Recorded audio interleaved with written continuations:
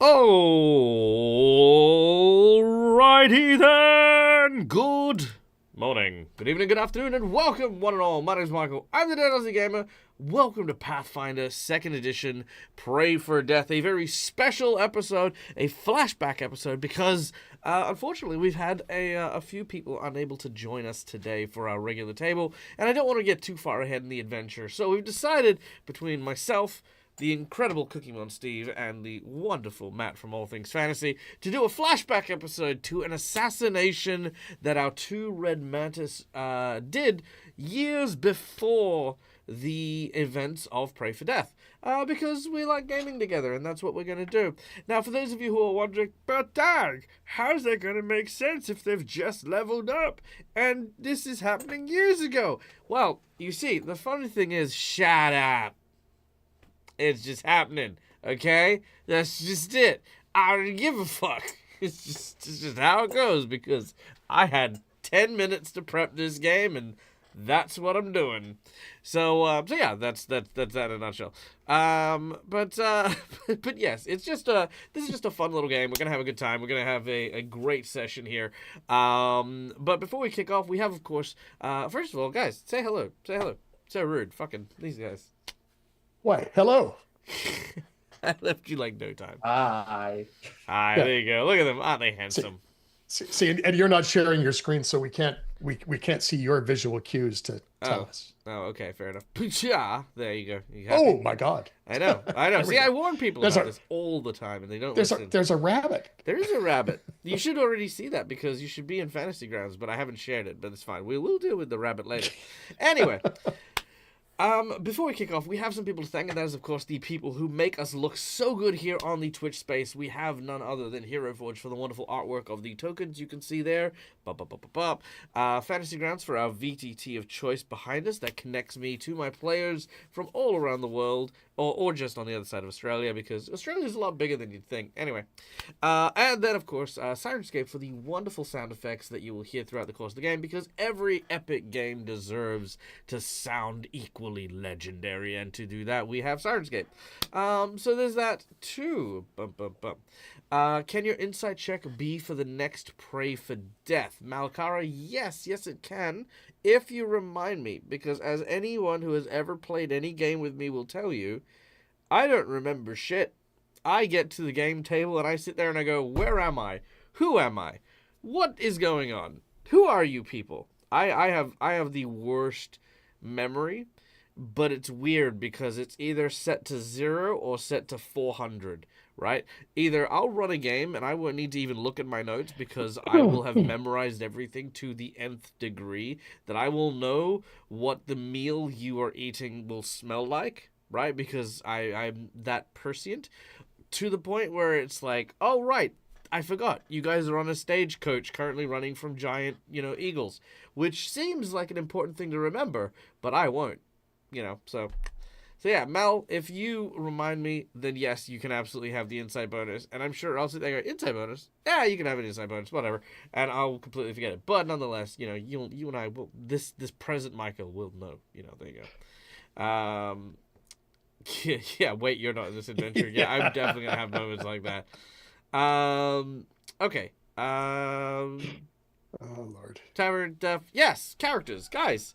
As you two are the mainstay of today's session, we're going to be doing a bit of focus on you guys. So what I want you to do is introduce yourself, your character, and the reason why your characters became Red Mantis assassins way back when. What turned you to a life of being a cultist murderer of, people? Share that tale. Oh, good God. Well, okay, I'm Steve, playing Kylu, who's, as some of us know, is an elf ranger, assassin, sniper type person. Who once upon a time was in the woods. Mm-hmm. And encountered some red mantis that might have been in slight amount of trouble and not knowing that they were red mantis and not liking the odds, intervened on the side of said assassins. And in appreciation, they said, this guy looks just stupid enough to join us, and offered him a place at the academy, and he was stupid enough to accept it. Yeah, in a nutshell. Yeah, I love it. Brilliant.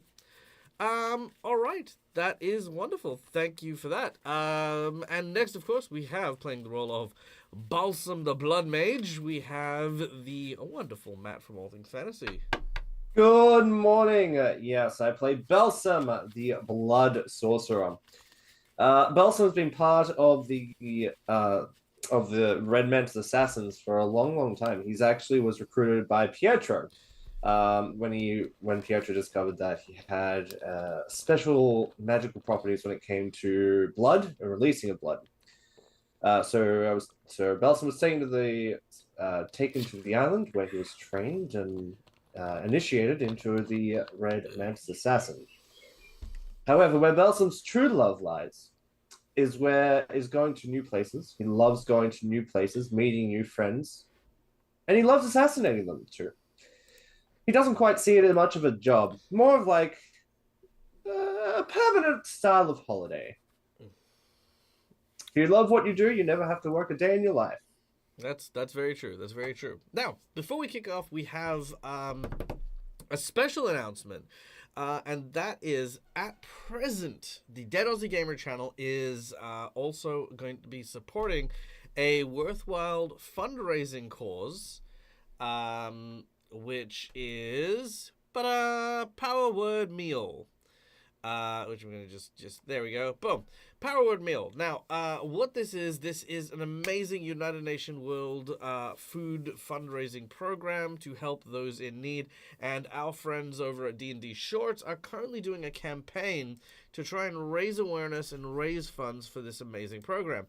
Not only are you able to offer support to people who are in need, but in addition, you will also gain an array of very, very cool TTRPG related materials, including a whole one-shot adventure, some homebrew content, like a chance to run in for some fabulous prizes. There's some details over on the Discord chat if you want to have a look at it as well. I've just put up the link here, which I'm just going to pin that in the messages for the time being. Let's pin it for the first 10. Here we go, and then we'll post it later. There we go. Can I? Cool. There we go. Yep. All right. So yeah, that's the link up there in the pinned comments and stuff like that. Now, in addition, if you DM me on Discord a receipt to having donated to Power Word Meal, all donations will go towards credit for any of the Dead Aussie Gamer shows that you happen to be on as well. So yeah, if you want to donate to it, then that's what we're offering to throw in some assistance as well. So yeah, go check that out. It's really, really cool. Again, wonderful cause and a bunch of cool stuff. I think one of the prizes that I'm very, very keen on is, hold on, let's see, it says it here, the Pathfinder Quest board game. It's one of those games that, you know, like I'm interested in it, but also I don't want to buy it myself, so it'd be very cool to win that. But there's also a set of dice by Will that's been used by Will Wheaton, a giant D20 that apparently is worth over $1,000. Yeah, bunch of cool stuff. So go check that out. Okay, yeah, that is that. But of course, while obviously donating, we always here at the Dead Aussie Gamer channel say, as always, if you can donate generously, but always donate responsibly. Remember, you do need to look after yourself and your own above and beyond everything else. So yeah, go check that out. Go do the thing. It's great, wonderful. Yeah. Speaking of donations and stuff, we have our own donations here at the channel, which of course go directly to me. Now, I'm not going to say send all of your donations towards them, because I still need to eat as well. But I am very, very much, like I said, I'm a man of two plates. I am happy to spin both of them simultaneously. So you'll get rewarded whichever one you decide to support. Because, I don't want you guys to feel obliged to have to support both.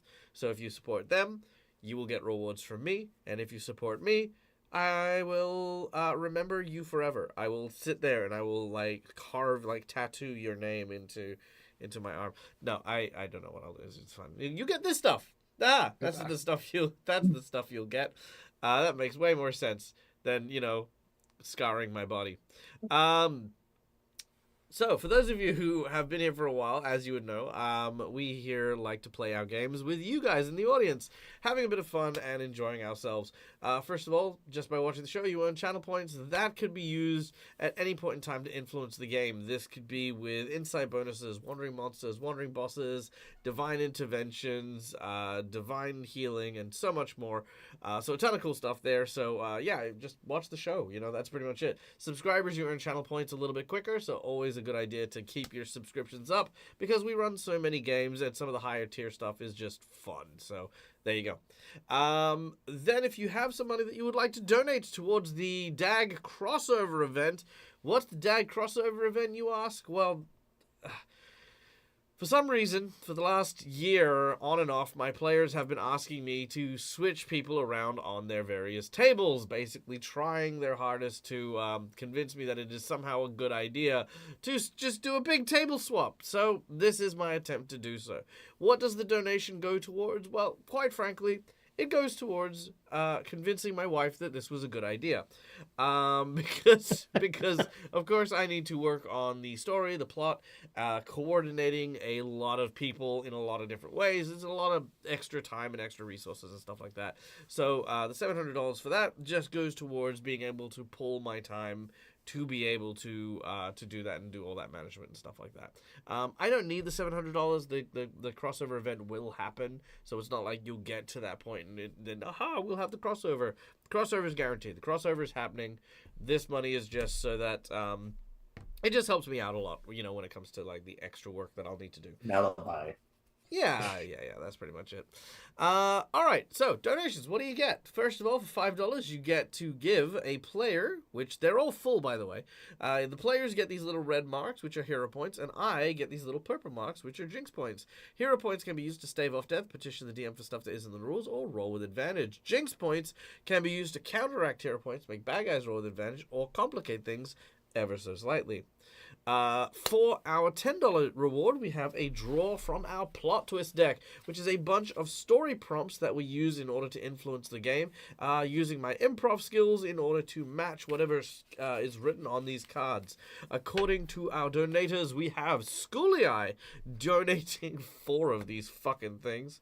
So let's have a look what they are. So, plot twist number 1, we have Lacuna. The target forgets memories as if by modified memory. So it is basically Lacuna is literally forgetting stuff. That's basically it. Which is, very ironic given we were talking about my memory earlier on. All right, number 2 is moment of indecision. Moment of indecision. Okay, forgetfulness, moment of indecision. All right, I think I've got some stuff. I think I got some stuff I can work with, maybe. Then we, Batush, have...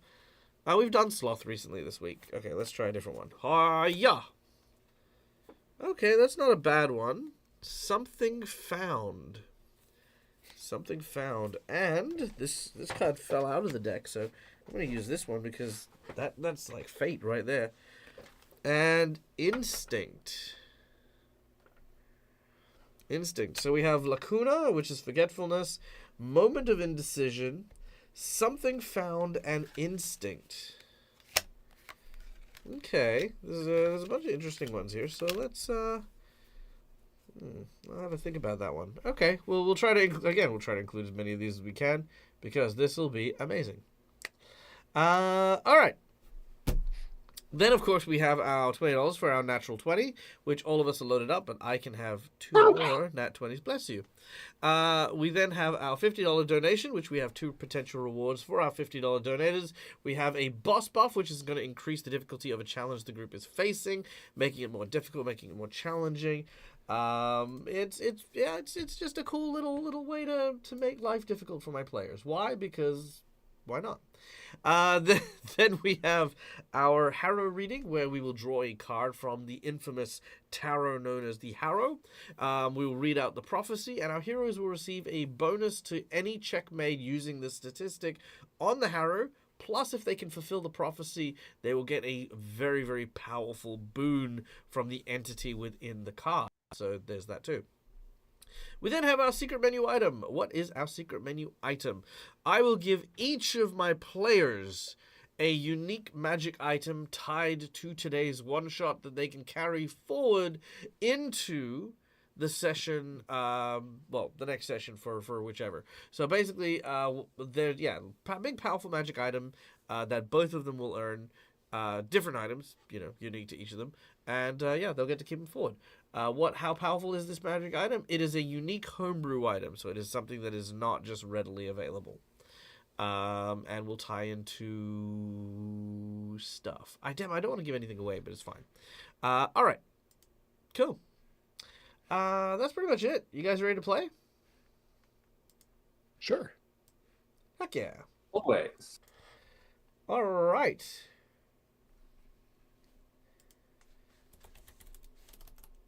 So, today's session begins not in the place where we had left previously, but in a manor unto itself, high in the northern sides of Avestan, in a place skirted around by forest and rather difficult roads, often patrolled by bandits. We have a very grim tavern. A grim tavern. Let's see. A grim tavern. Is that what I'm gonna do it? What's this one?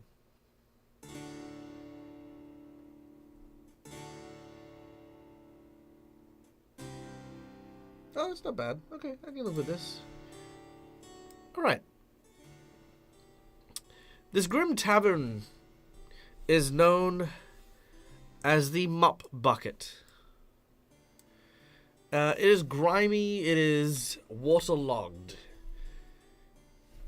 And here in the country of Ustalav, it is often surrounded by a shroud of mystery. As Balsam and Kailu are here on a particular mission, they are supposed to speak with a contact. A person by the name of Flopsy, who attends this particular bar. They are to give you your target. This is unusual, as most of the time, you are given orders directly from your superiors, and then given a handler to deal with missions of this kind of nature. But this time you have been asked to go to a tavern and speak with this enigmatic Flopsy character to find the nature of your task. Then you will decide whether or not this is worthy of a glorious assassination to Akachek. As you enter, the smell of mildew seems to permeate the air, stronger than the watered-down ale. You see only a handful of people, drunk and surly, seeming to reside in the area nearby. Being so close to Lake Carthen, the smell of the waterways logged with algae and seaweed seems to just exude from everything here. And as you go to sit down, a small candle is the only source of comfort and warmth within this rather miserable-looking place. That is, of course, until you see a tiny figure running along the ground carrying a serving tray. This, of course, is a doll of a rabbit wearing a very smart coat, who, by his heavy cobbled shoes, begins to run back and forth between the tables, offering drinks. As he arrives to yours, you watch as he very carefully climbs up onto the seat across from you, and says, without moving his lips because they are stitched, "Welcome to the Mop Bucket. I am the proprietor and host here, Mr. Flopsy. Pleasure to make your acquaintance, travelers. Can I potentially get you something?"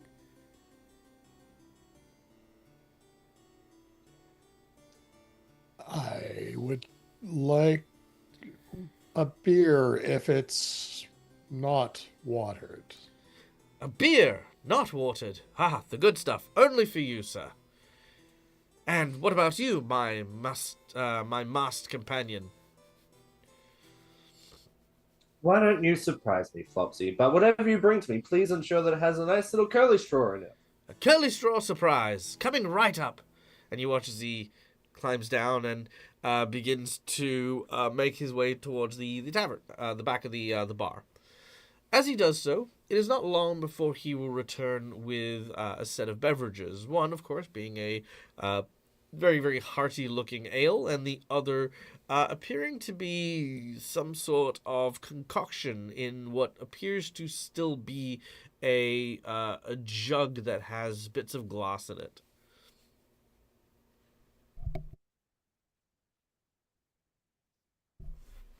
It'll do. It'll be fine.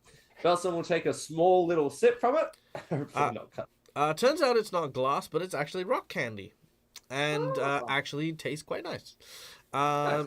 It is a it is called a, well, basically it's kind of got a fruity taste, mixed in with that very, very strong alcoholic taste, with every now and then this very surprising pop rocky crunch to work on that. So yeah, there you go. Belson enjoys that immensely, but he'll enjoy it slowly. You can tell that from the look of Flopsy, he seems a little on edge. Almost as if he keeps looking out the door as if waiting for someone.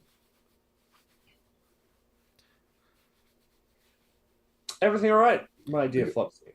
Huh? Oh, yes, quite all right, quite all right. You enjoy those drinks, and if you would like anything else, room for the evening, or perhaps some food, don't hesitate to call out. We are a little short-staffed. Ha ha ha ha ha. Flopsy, of course, only being about 2 foot tall. We would love a room, if that's okay. Not a problem. I'll add it to your bill, and you can pick it up at the bar. Of course, of course. Okay. Tell me about this. look- Tell me about what's happening in the town, if that's all right. We're both travelers, and I love exploring new locations. Can you tell me what's been happening? There's no town. This is a halfway house. We are on a long road at the edge of a forest.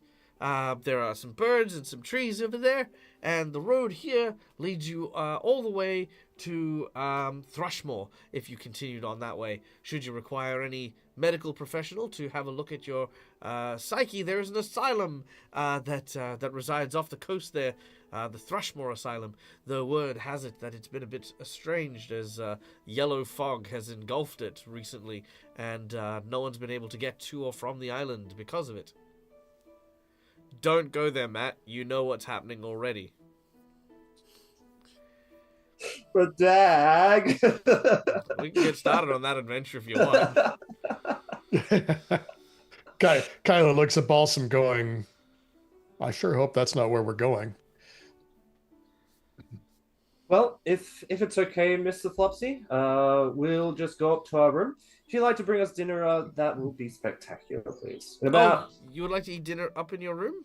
Yes, please. Oh, yes, of course. He hands you a small menu, which you order from, and heading upstairs, once you have given him your key, you will wait for your dinner to arrive. This gives you a small period of time in order to discuss anything, if the two of you would like to, about your task here. Okay. One quick question before. is, are we incognito or are we wearing our normal armor? I would assume incognito. Generally, it's Okay. pretty safe practice for people who are working for secret cults and as assassins to not walk around labeling yourself as such. Yeah, it's probably a good idea. Yeah, just checking. Like when you're on Yeah. the job, like when you're actually doing the Yeah. thing, it's important to have people know Yes. because it's a ritual of you killing this person to Yep. sacrifice them to your god, so you have to wear your uniform and stuff like that. But when you're just walking about, or when you're being around, you don't want to Yep. alert people to your presence just yet. Yep. So,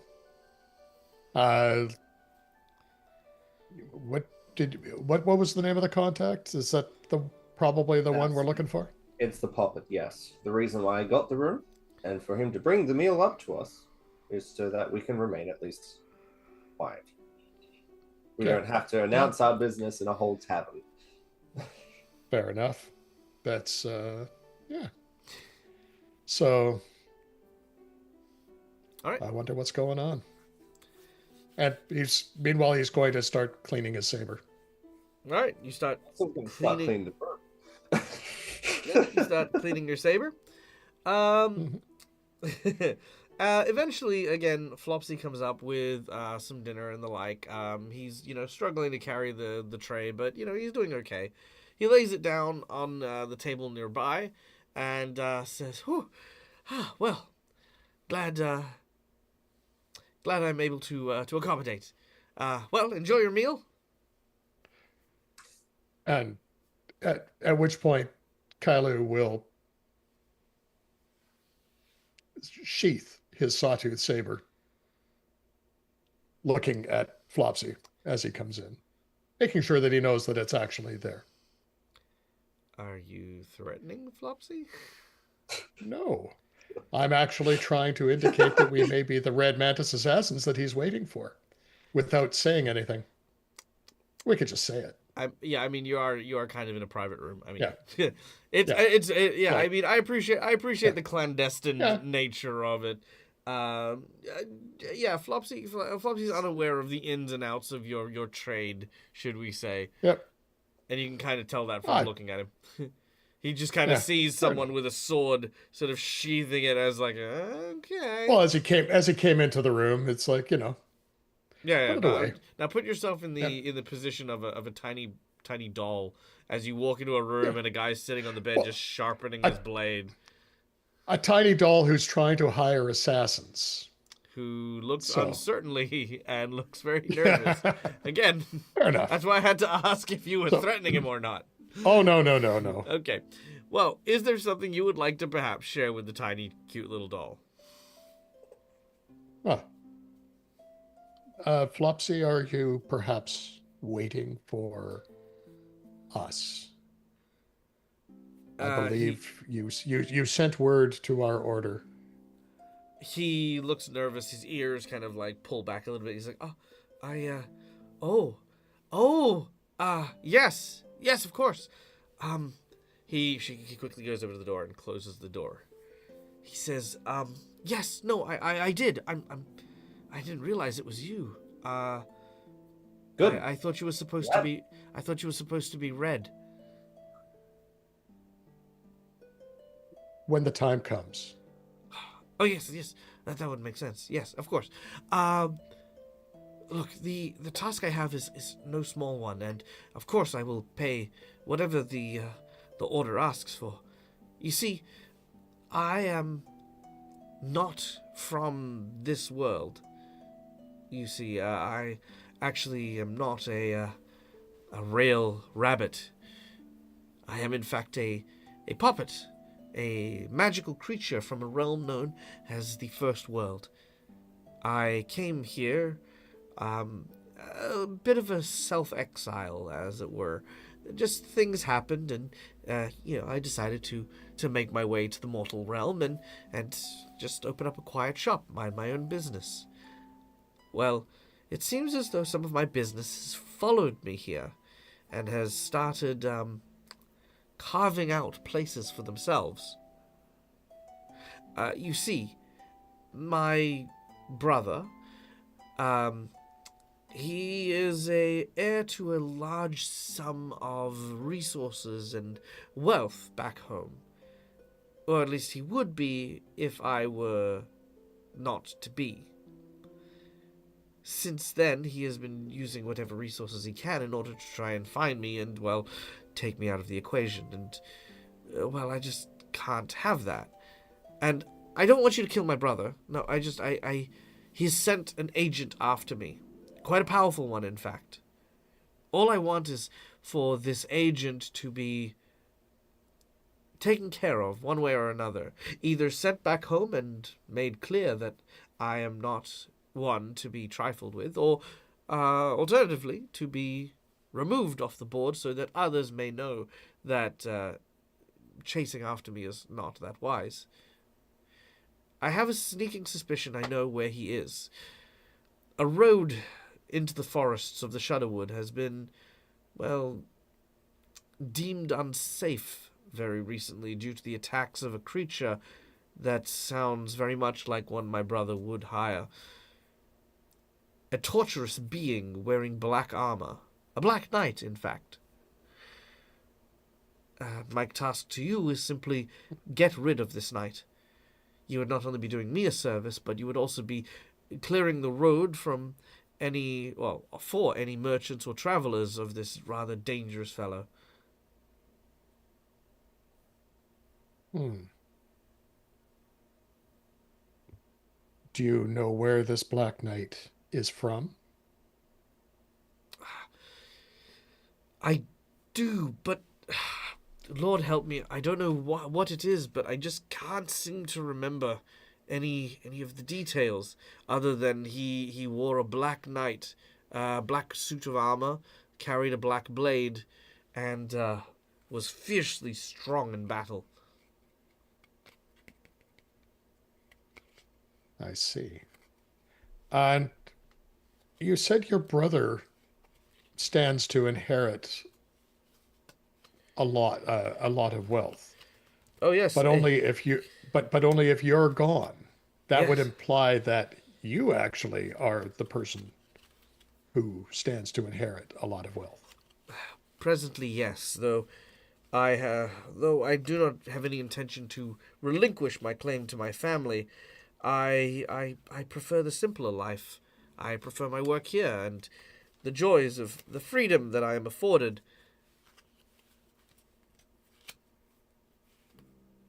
Wouldn't you get in contact with your family and relinquish your connection to that fortune?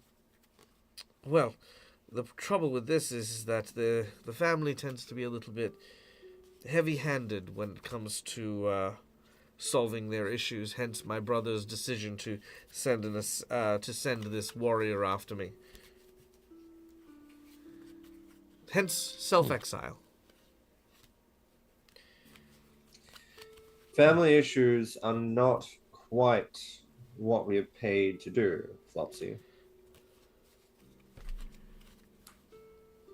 Oh, I was told that you were people who were hired to make certain problems disappear. Depends on the problem. Getting involved with a fairy, within a first realm family could be particularly dangerous. Very dangerous, very messy, very quickly. We're going to need some assurance. Of your safety? Know that there won't be any vendettas against yourself or the Order. Unless you do want us to go take out your brother as well, so that there are no more loose ends. Oh, look, I think it would be the safest option.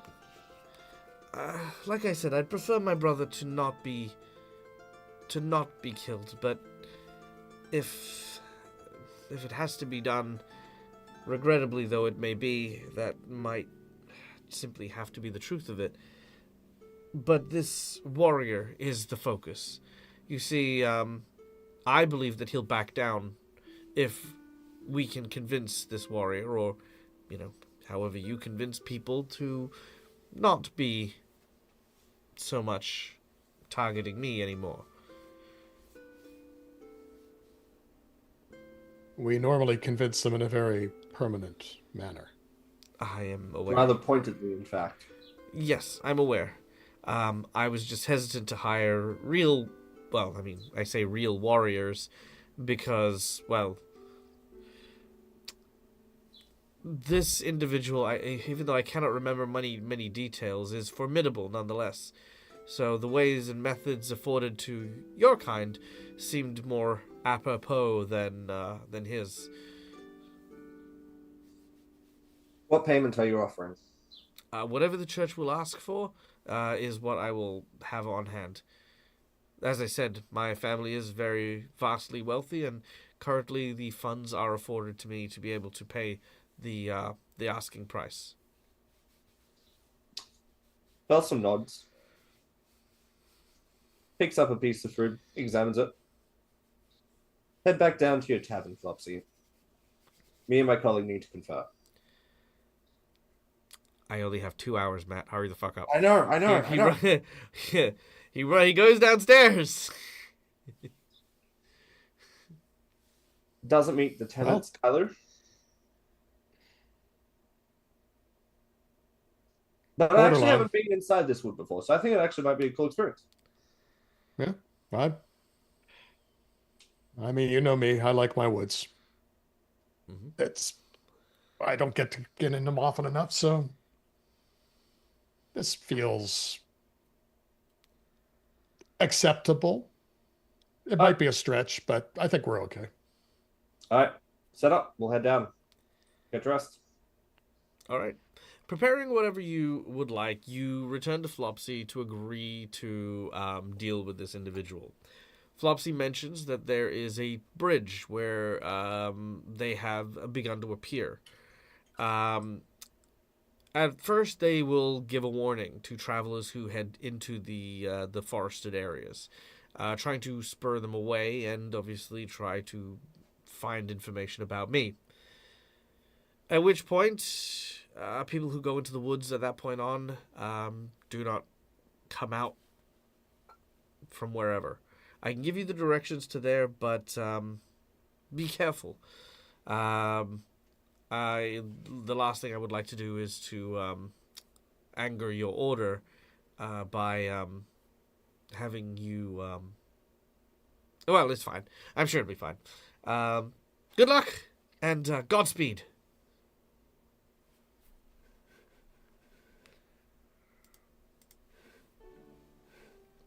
Take the directions. All right. Is there anything else you want to gather before you head into the forest? What does Belsom know about Faye? Make a nature check. Okay. Absolutely nothing. Oh well, I'm sure it's fine. Yeah, I mean, sorry. This is a part where lore gets me. How much would Kylo know as an elf? Make a nature check. Okay. Keeping in mind, unless it is associated with your own personal culture, not necessarily your species, that'd be the linchpin. So, for example, if Kylo was a forest elf who was raised among the Fae, for example, as part of their backstory, there may be a bonus. But simply by being an elf, you could also have been from Egypt and have never seen a Fae in your life. You know what I mean? Like, being an elf doesn't give you a bonus based on just the automatic race thing. Yeah, no, fair enough. That's what I wasn't completely sure about. Yeah, that's why I'm. It's been so long since I took it, I don't even remember. I think actually he did do ranger, but or do forest elf, but because that's where the ranger came from. But yeah, okay, but it's all about backstory. Yeah, so yeah. If you want to make a nature check, you can make a nature check. Yep. But yep. Yeah, 28, not very good. 28. Look, you know a little bit about Fae here and there. Obviously you've heard about them. They're creatures from another world. The world itself is supposed to be like a mirror to our world. The original template before everything transpired, you know. The gods were practicing, you know, how to make a world in the first world, and then once they kind of got the knack of it, they then made the material world. That's kind of it. Okay. Okay. Now, real quick, Raiders from the Lollygaggers. Thank you so much for joining us. Thank you so much for being here. We hope you are having a wonderful evening. For those of you who haven't checked them out, the Lollygaggers are a group of wonderful role players, so please go and check them out. Offer them support, and go check out all the cool, fun stuff that they've been up to as well. But yeah, there we go. All right. Okay. The two of you begin your way along the road, heading, following the directions. It takes about 2 hours to reach the part of the road that you have been told. And as you see it,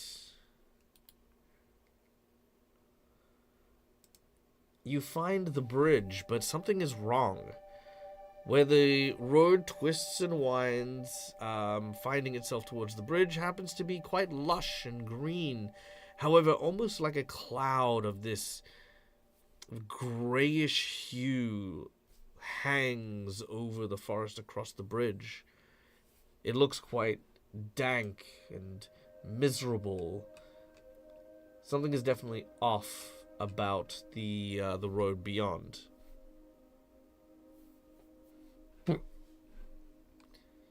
Don't like the looks of that. No, not at all. Can you blow it away? Have you I'm tried? not a wolf. Have you tried?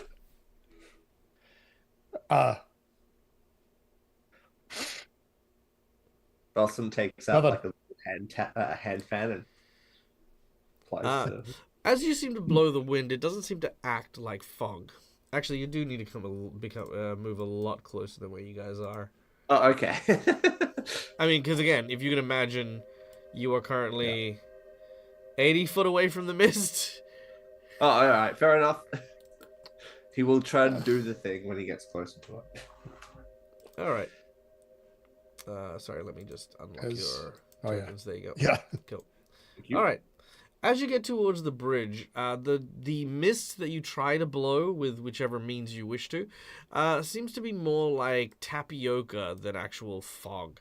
It seems to almost curl and roil, then almost like swell back up. It is definitely supernatural in nature. But as you get close to the bridge, something begins to move forward. Do you want to get outside, Kyler? Sure. Kylie will stash over into the trees here and hide if he can. Okay.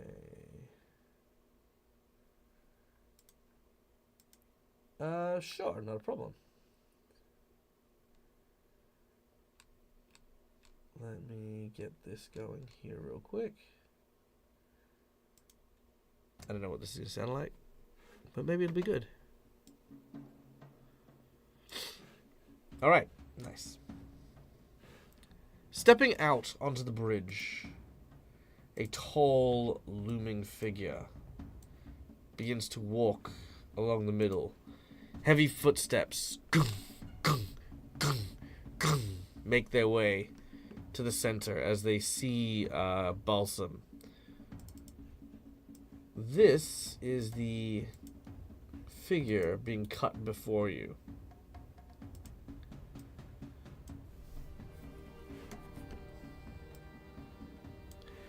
A knight Fancy armor. A knight in black armor with a quite impressive looking sword. A raven's regalia covering their body from top to bottom. As they speak, they look to Balsam. You there! Come no further. This bridge is being held.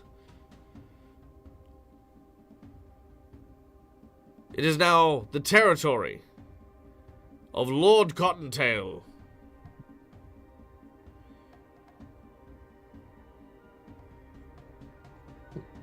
Balsam makes to rub his ear. Sorry, what did you say, Lord? Cottontail. Cottontail. Come I don't- further, and thou shalt be cut where you stand, lest you offer proper tribute. Which would be? I seeketh the one known as Flopsy. Present him or his location, and you shall be spared. Flopsy? Thou I don't know. seems to have a speech impediment. A little bit, but why is this Cottontail looking for Mopsy? The great usurper shall be slain by my blade. Flopsy shall breathe his last once he stands before me.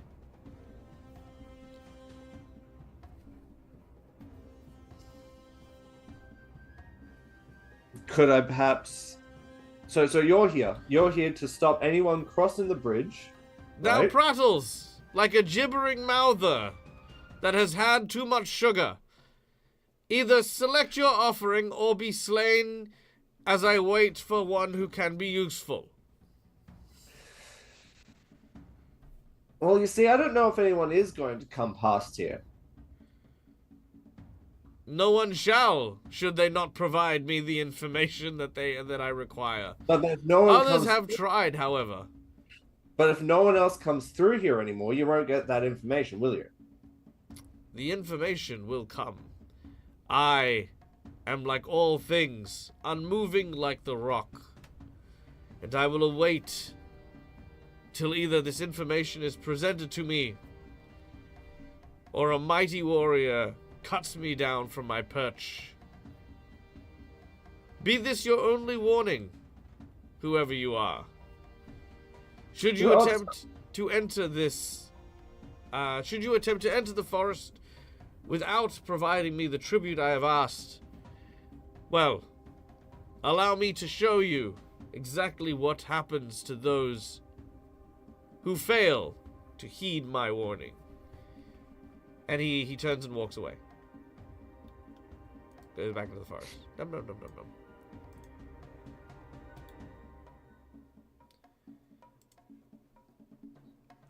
And he disappears. Bastard didn't even let me introduce myself. Because he doesn't give a fuck who you are. He didn't even introduce himself. That's rude. Again, he doesn't want you to know who the fuck he is. Yeah. What's the bridge made of? It's made of reinforced wood. Okay. So That's some fine. wood, some metal, stuff like that. Yeah. It's, And the drop? It's like 10 foot. Okay. 10 foot into like 10 foot of water. It's not a Okay. it's not a deep river. It's just it is. Yeah. What did you make of that, Kyler? Well, he doesn't seem to be the brightest bulb in the bush. All of a I sudden you hear this mean- dig dig dig dig dig. Fuck you say about me? Grabs you. No, I'm joking. He does not do that. That's fine. Okay. Yep. It's he seems to think that the information is going to come to him. But the other part is that what the heck are they doing on the other side to I don't imagine the woods were like that before. No, they were kind of spooky, but they weren't like, like this kind of looks oppressively impossible. Yeah. Is it only on the bridge, or does it make its way across through the river as well? It's good question. Yeah. It doesn't go into the water. It just goes across the bridge. So the bridge has got the fog, and the forest beyond the bridge has the fog. But if you go down into the water, there's no fog there. Could we perhaps climb through the river? You could. You could absolutely. I mean, you can go across the bridge. Yeah. I mean, again, you're going to have to enter the fog to get to that part of the forest, Yeah. regardless Yeah. of how. It's just, whether or not you want to swim. That extra, 20 foot is not going to Yeah. give you much of a... Yeah, fair enough. Yeah. Yeah. Well, that's I feel less questionable about whether that person needs to die. All right, let's go kill him then. Yep. All right. Start onto the bridge. Yeah. All right. As you step onto the bridge, no sooner than you had done so, the mist begins to change shape. It becomes thicker, more prominent. As it does so, humanoid forms begin to shape.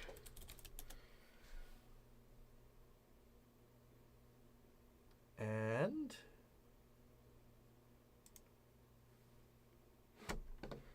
hopefully we'll have the music coming in.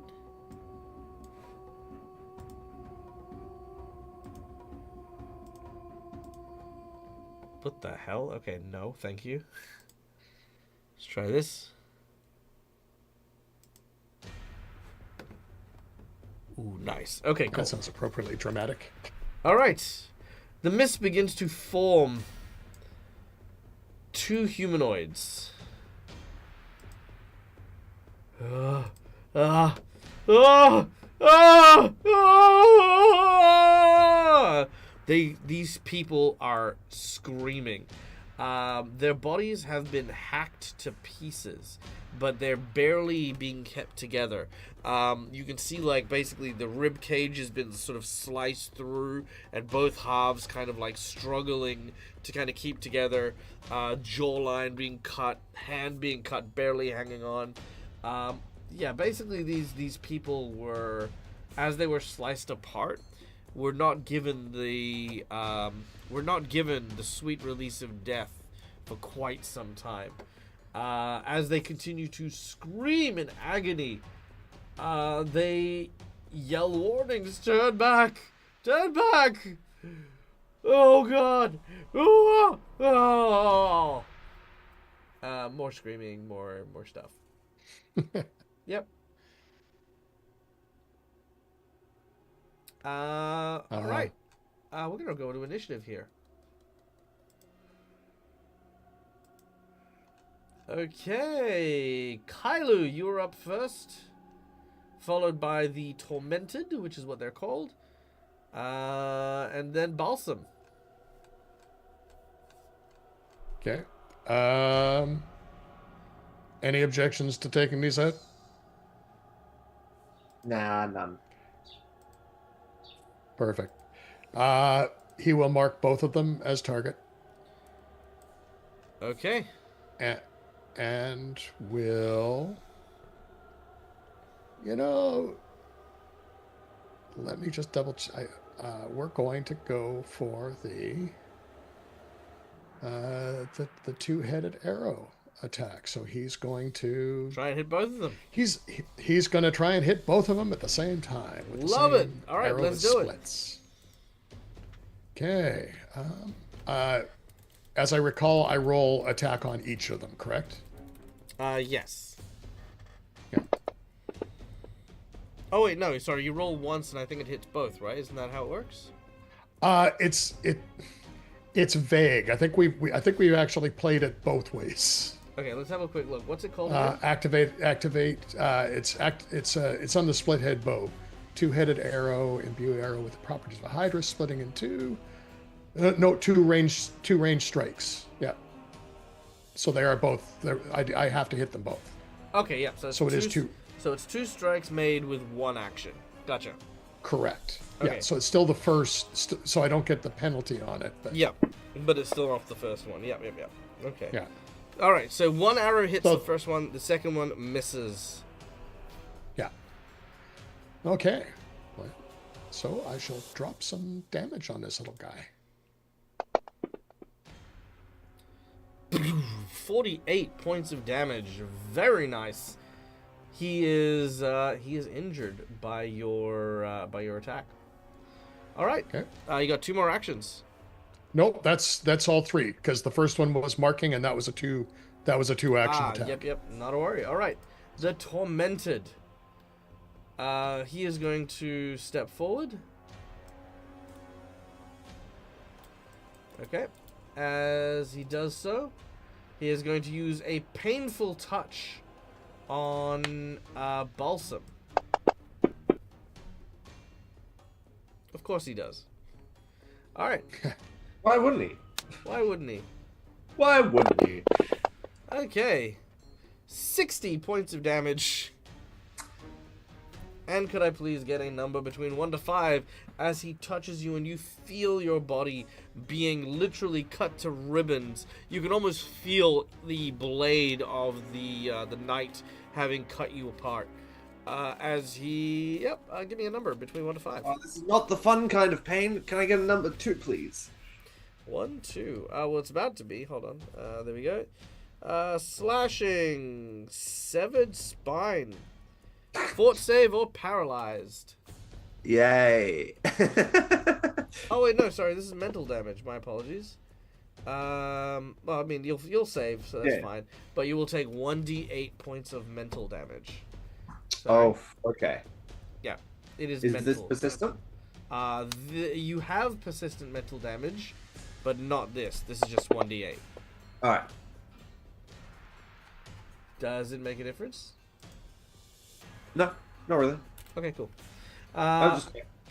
Alright, so you now have 4d6 persistent mental damage. The Ouch. last action he is going to take is Tortured Gaze as he stares at you and screams. You have failed your saving throw. This is going to give you 8d4 bleed damage. Hey, that's my trick. That's my gimmick. Alright. And second verse, same as the first. Sorry. One thing on the second guy. Mm-hmm.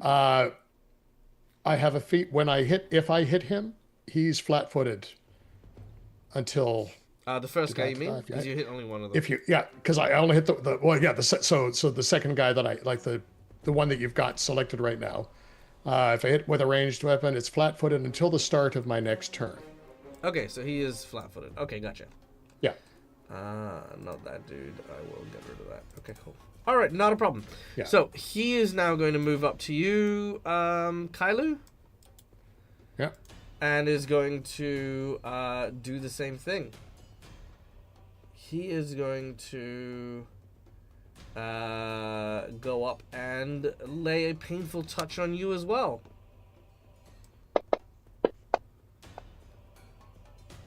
But he will miss. He will try to touch you a second time. And that will hit. For 28 points of damage. No torturous gaze, unfortunately. Well, fortunately for you guys. All right. Yeah. Balsam, it's up to you. As he touches Kailu, you also feel those cuts and slashes all over your body, though you have sustained no physical wound. Your mind is now reeling with these just sharp bolts of pain. Same with Balsam, as we now go to your turn. As the blood pours from the wound gushing out of Balsam. No wounds, as I was just saying. Not even with a persistent bleed? No. Oh, okay. You're bleeding from your eyes, your ears, and your nose. Oh yeah, that blood will do. That'll do the trick. Sure. Yep. As the blood pours down into the ground, right? Yep. It creates a sort of disc underneath Balsam's feet as he uses it to lift himself up into the ground as he casts the spell Levitate. Ooh, very nice. Yeah. Like Silver Surfer, but with blood. Yeah, exactly right. Love it. And then for his last action, he's going to take a potion of cure moderate wounds, please. Ha ha! Behold, as I rise! Look! Glug, glug, glug, glug, glug, glug. Ah, son of a bitch! Alright, your potion of healing will get rid of your bleed. However, it will not stop your mental damage. That's fine. 7 plus 10, that's 24 points of healing. I gotcha. Thank you. Done. That's the end of his turn. But he is now out of touch distance. Okay. That's the important thing. Your mind begins to reel as you take 10 more damage from the mental damage. And we return to Kailu. Kailu looks at Balsam flying and goes, "That's a great idea." And he's going to activate his cloak and fly and activate Ride the Wind. So now I've got a fly speed of 30 feet for 1 hour. Okay. So he will also rise up out of range. Okay. So how high are you up? You're 30 foot up now? How high up did Balsam go? About 10 feet. Yeah, I think I'll probably go up about 15 feet, but not the full 30. Like, I'm not going to do the full movement range. That's okay. Yep. All right. Easy done. Hopefully out of range. And sorry, I lied. It's 5 feet. I'm levitating 5 feet off the ground. Sorry. Uh-oh, So they you're can still in hit you. range. At the moment, yeah, they can still hit me. Yeah. So at this point, he's going to. Well, we're going to pick on the guy who touched me and that I hit the first time. We're just going with the straight normal arrow attack, I think, at this point. All right. You launch your arrow at one of the tortured ones. Tormented 2. Well, that was not appropriate. That'll hit. Oh, it was a 7. Oh, I thought it was a 1 when I saw it on the screen. All right. Do your So damage. I was deal the damage. Here we go. Yeah, you're good.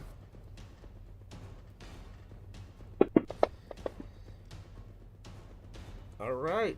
40 points of Another damage. 40. Very nice. Okay, and I'm going to take one more shot at him. What does it cost to fly, by the way? Is it one action? Or two? It was a 1 action. Really? Oh, okay, cool. Carry on. Yep. Yeah, sorry. I'm going to drop the dice, but just to double check because it's behind the thing. Yep. No, it's 1 action to activate the thing. No, nice. Carry on. Yep. Yep. Sorry, it's. Oh wait, hold on. Wait. It's 1 action to activate, 1 action to move, and then 1 action to shoot. Oh, okay. Yep, that's fine. Yep. Just Yep. as well I missed anyways. Yep, It was a yep, critical miss too. So just thank you for saving me. Jinx point. I'm going to keep the critical hit. Okay. Your mind begins to melt a little bit, and you take 12 damage. Okay. The Tormented, number 1, with Balsam nearby. He is going to do the creepy thing of, like, grabbing your feet and trying to basically, like, pull you down and scream at you more.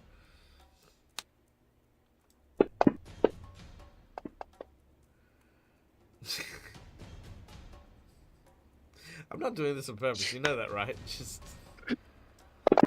All right. No, Fantasy Grounds is doing it on purpose. It is. All right. Another torturous scream as, again, you are gazed at while you feel those... Oh, good. You ignore it, so that's cool. Yeah. So as he grabs your foot, again, you feel just your leg being torn apart and ripped by this knight. And then with his next action, he is going to scream for the both of you. Uh-oh. Oh, good. Good. Okay. Half damage to Kailu.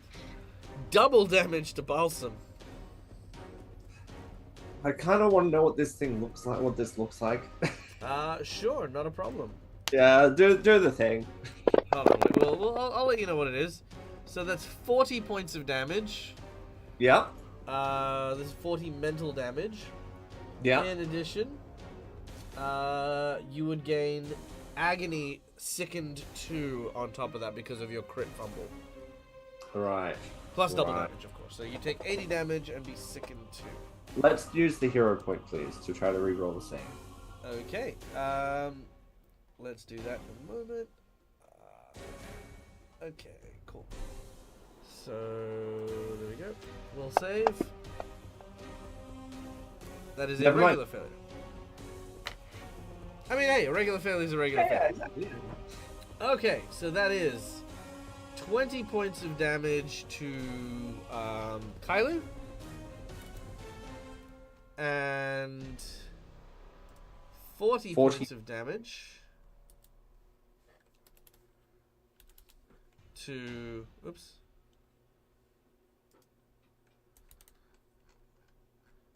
To Balsam. You are not looking great, my friend. Nope. Okay.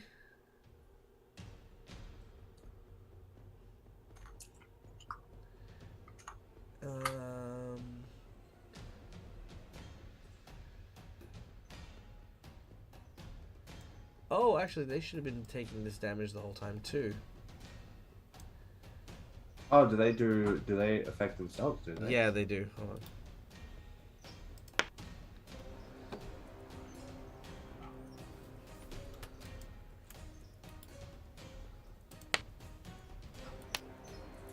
So the mental damage is from the cloud.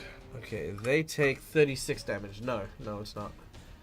Oh. So 36, and then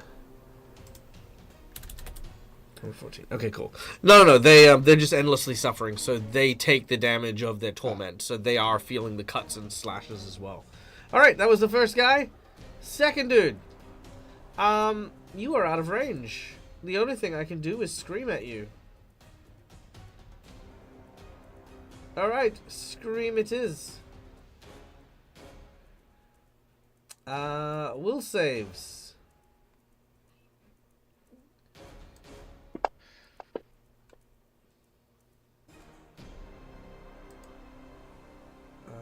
That's success.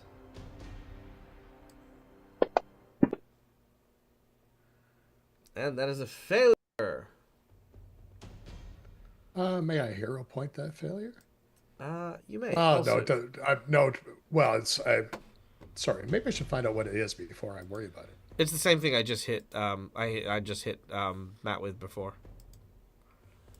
So Okay, I can roll the damage. Hiya.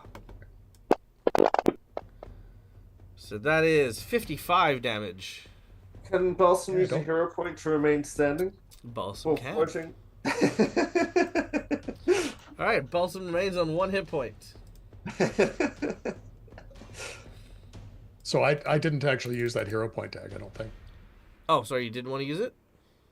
No. Okay. Because I took the 55, right? You haven't yet, but you will. Oh, okay. Well, sorry. I thought that I had to do it before you rolled the damage. No. I said you can do it after if you like. Oh, okay. Well, I'll do it now. Oh, then I will use it. Yeah. Yeah, okay, Just cool. in case. Yep. Not a worry. Okay. Mostly because Balsam's on 1 point. Yeah. I mean, it's a good time to use it. Yeah. Okay. Oh, nice. All right, half damage. So instead of 55, Okay. you take 27. yeah.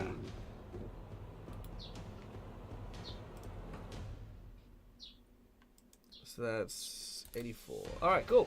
All right. That is these guys done and dusted. So this is their second action. So, yeah, cool. They've taken the damage they need to. All right, Balsam, you're up next. Balsam's going to fly up 10 feet for his first action. Will float up 10 feet for his first action. Okay. Oop. I can do this. And then he's going to float 10 feet out of the bridge. He's like, oh god, my mind is going. Oh yeah, so much Where'd that blood, rabbit so go? much ickiness. Where's the rabbit? The rabbit is elsewhere. All right. He's going to use his last action, just kind of like babbling. Yep. Babbling. Yep. Fair. All right. As that happens, you end your mental damage. However, you will take 16 damage, unless you want to use your hero point to stay up.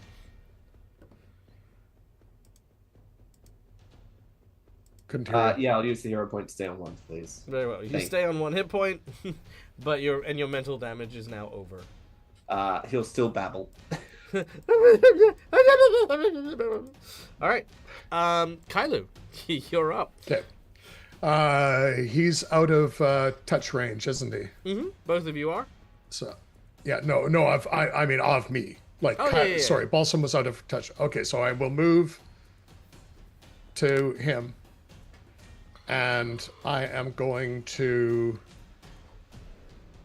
Oh, let's try this shiny new thing, the Paragon Battle Medicine. So Battle Medicine on him, but so now I need to succeed at this. Where the heck is Battle Medicine? There it is. I just dropped that on. I'll do you one better. Okay. Are you guys just gonna float up here? At the moment, yeah. Good. Good. Excellent. I figure as much. As you do, do so, you basically watch as these individuals continue to get cut and slashed and ripped to pieces by an unseen force until inevitably they will themselves, through their own effect, bleed out and die, disappearing before your very eyes. You are no longer pressured by combat in any way. Okay. But you watch as they perish. And we are out of initiative. Kailu, spending a bit of time bandaging and wrapping up Balsam's wounds and treating them, gives you an opportunity to, well, talk, I guess, about what to do from here. What the hell was that, Kyler? I have never seen anything like that ever. I've never seen anybody take hit you that hard that fast. Years of academy training, go up against Harper Ghost, and I got almost killed. What was that? That's not good. Why don't we bring someone like Kara with us? Remind me why we didn't bring Kara with us. They were doing something else.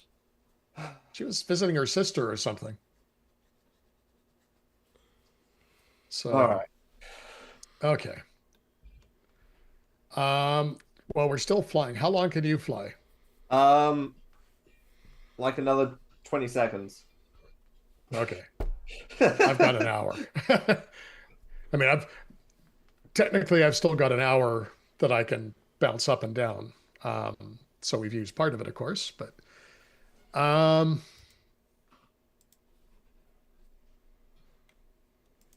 do we want to see if we can get the guy onto this side of the bridge? Because I don't really want to go back out there. You didn't go out there. Well, we stepped onto the bridge. Yeah, like barely stepped onto the bridge. You weren't in the mist. Yes. Oh, we weren't in the mist? No, Okay. the mist came out for you. So, and we were never in the mist at all. Like, even though it came towards us, it didn't actually come. It just it manifested these creatures, and the creatures came for you. But no, the mist didn't move at all. Yeah.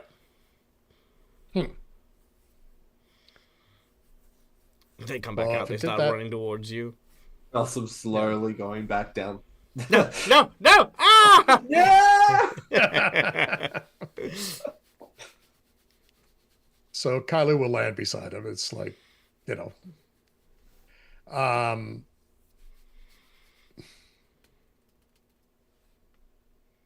right. How are we gonna get him? How are we gonna get him over? Following the night didn't work. Let's try an ambush.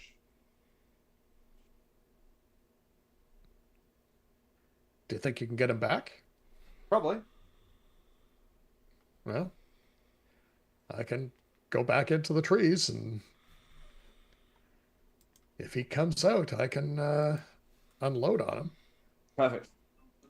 I mean, I'm only going to get one surprise, but make it count. I'll try. So Kailu will take cover back in the trees.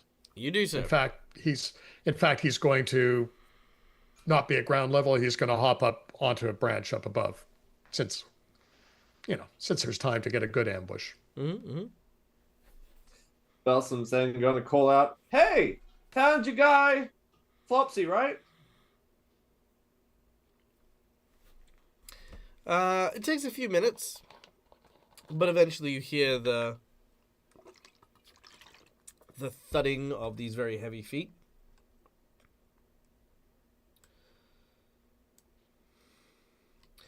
As the night reapproaches. So, that was decided to relinquish the usurper. This is good news. Joyous day indeed.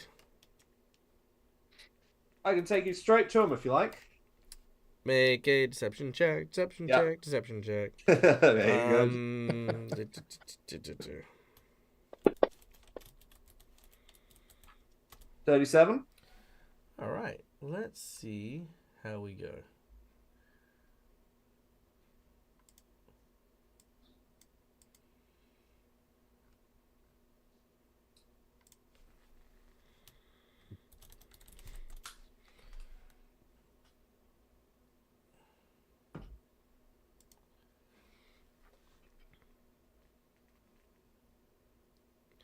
All right, you ready? Yep. I'm not. I'm really not. Okay, here we go. Oh, look at that. Okay. He says, very well. Lead the way. Balsam He begins to follow. steps here as soon as he gets off the bridge. Oh, yeah, you guys are also on the ground now. Yeah. Yep, he is off the bridge.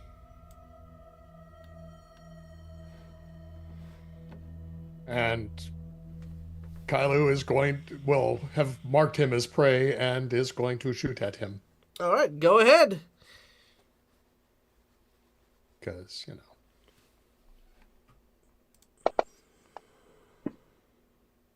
that's a miss. May I hero point that, please? You may. All right, as you hero point. Hold on one second. Let me just check something real quick. His AC, because he wouldn't have had the flat-footed thing. Yeah, it wouldn't have mattered. All right, carry on. Yeah. Maybe I should have had 20 it. Huh. The arrow flies by and misses. As soon as this happens, both of you need to make will saves. Because his demeanor changes almost immediately. That's a success and a success. You guys are fine. Right. You both gain the frightened one condition as he immediately releases this aura of disquieting unnerve. And all he says is, charlatans, deceivers, you shall die by my blade for wasting my time. Prepare for death! Or should I say, pray for death. He did it! He said the thing!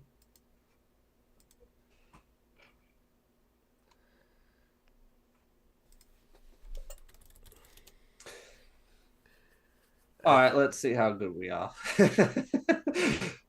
I wasn't really expecting this to be a battle, but, Yeah. It is what it is. It is what it is. Give me that battle music, yo. Yeah. All right, Kylo, you're up first, then Balsam, then the creature. Okay. Do I want to use a poisoned arrow?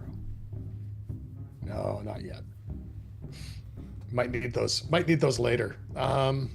Well, we're going to see whether we can hit him properly this time.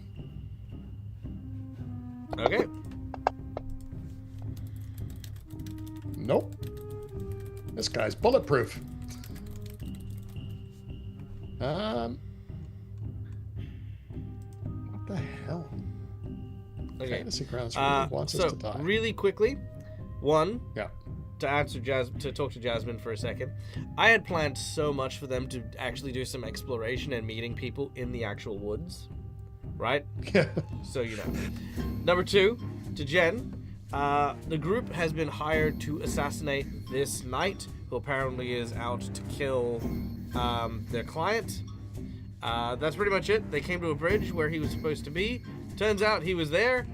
There he is. Now they're ambushing him. That is pretty much all that's happened so far. And he's pretty tough. So there you go. yeah. Music's a tad Probably loud. tougher I can than fix us. that. Hold on one second.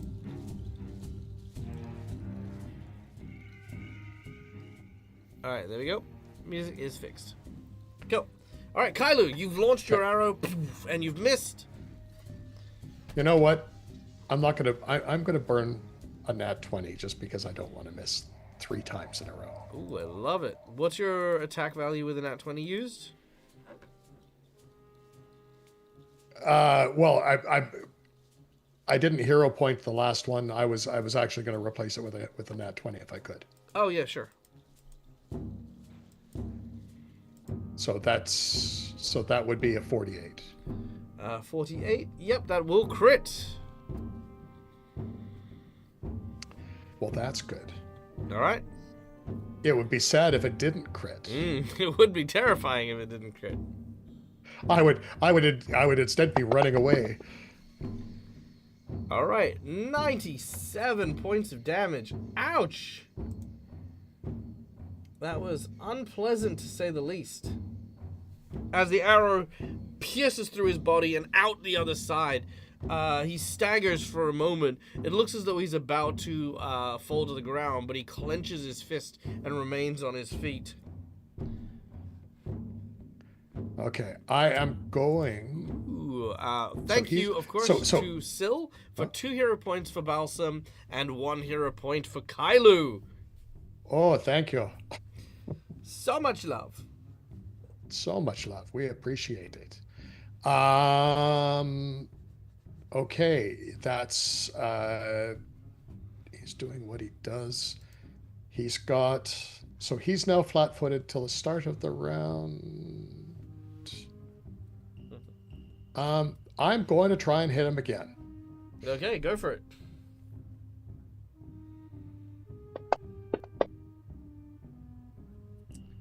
That is a miss.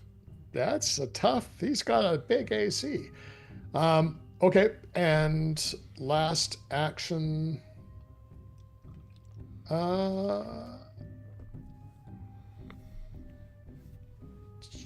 know what? He's got a buckler. It's kind of useless for stuff like this, but technically it's a shield. Mm-hmm. You can raise your shield. No, if it's. I'm gonna raise the shield. Good call. Balsam, you're up. Balsam and you are no longer frightened by the aura. Oh, and your quick card. That's right. Oh, 3, please. 1, 2, 3. Okay. Thank you for reminding me, Sculia. All right. Blowback. Target is knocked prone. Oh. All right. He is prone. So he's flat-footed and prone. I like that. He is.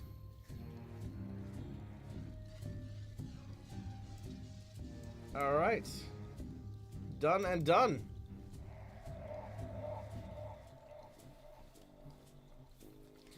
All right.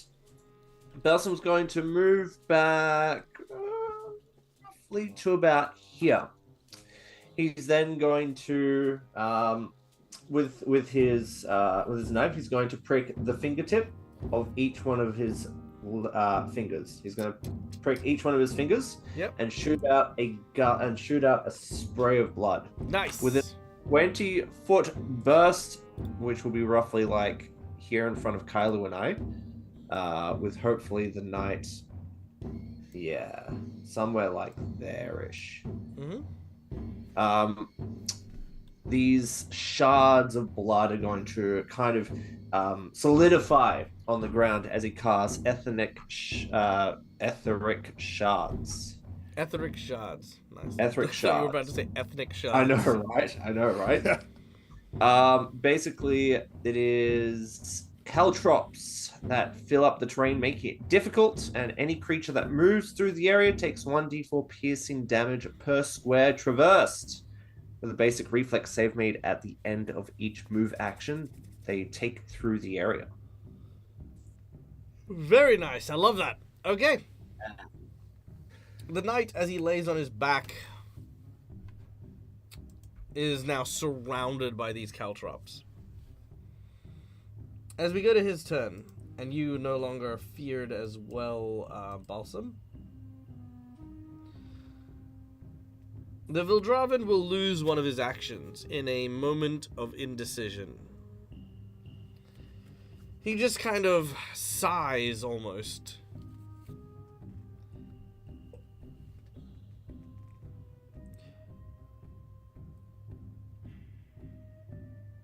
He is going to stand up as one action. And as he does, he looks towards Balsam. He then looks towards Kailu. And he is going to stride towards Kailu. There is a reflex save, I believe. Yeah, for each square he moved. So that's 2 squares. 3 Yep. squares. Yeah, 2 squares, we'll say. Because he's coming out of the thing, yeah. So, reflex save. Sorry, was it each square? I believe it's each square.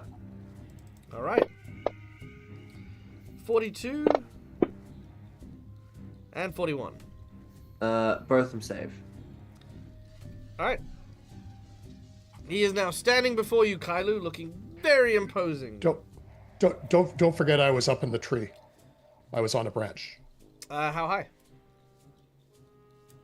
Oh, I don't know. It depends how high the tree was. 10, 15 feet? Sure. Doesn't matter. He's gonna hit you anyway. I know.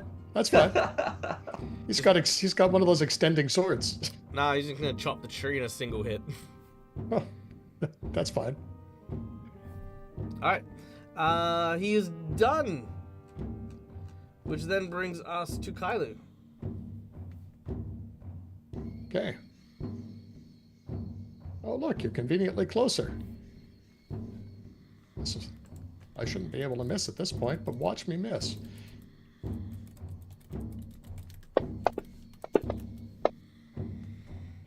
Alright, that'll hit. Oh, that's a hit.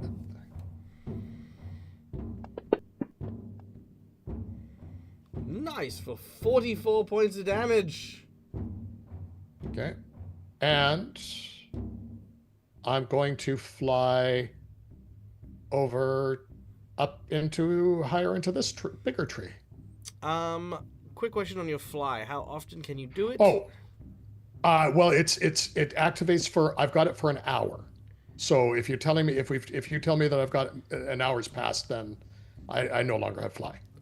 Given the healing and stuff that needs to be had beforehand, unless you wanted to come straight out of the tormented fight, an hour has already passed. Okay, that's fine. Then he will just try. Well, basic. So I'm still here, wherever the heck I was, somewhere like that. Are there branches that he could be like walking along? Walking? Probably not. No. Well, or like essentially, can he move out into the other tree or not? This is one tree. Oh, okay. Oh, okay. Yeah. If you want to climb from one area to the other, you possibly can. Yeah. But you'd still be in the same tree. Yeah, no worries. That's well, let's just take another shot at him then. All right. Terrified of the crit miss. Nope, just That a miss. is gonna miss. And So the last action is he's going to raise his shield again. All right, you raise your shield. Balsam, you're up.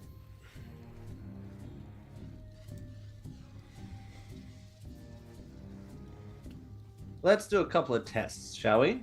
Mm-hmm. I want to see what his will save might look like. Nah, I'll be fine. I'll just attack him anyway. So with his fingertips still bleeding, he's going to clap his two hands together and draw them apart, creating a net of blood, which he's then going to shoot out at this knight, trying to attack the spirit as he blasts the spirit of this knight. So let's give this guy a fort save, shall we? Mm-hmm. With success, so we'll take half damage of this much dice. Nice. 51 He points of takes damage. nice. He takes 25 spirit damage. Right. Yes. And then he is going to watch. Fair, because you are surrounded by caltrops. Yeah. Cool. Now, the next thing you watch actually is kind of terrifying. Because you watch as his mantle, the cape behind him, suddenly transforms into these raven feathers. He then flies up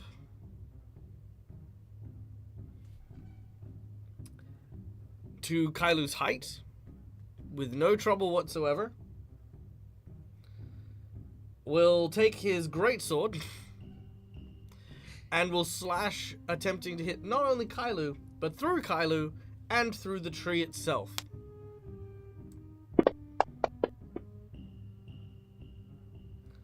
With a first hit, dealing 39 damage, which is not bad. And a second attack, which I might be quite mean on this one. Yeah. I will be mean on this one, because I'm going to burn my nat 20. Yep. As he swings the second sword.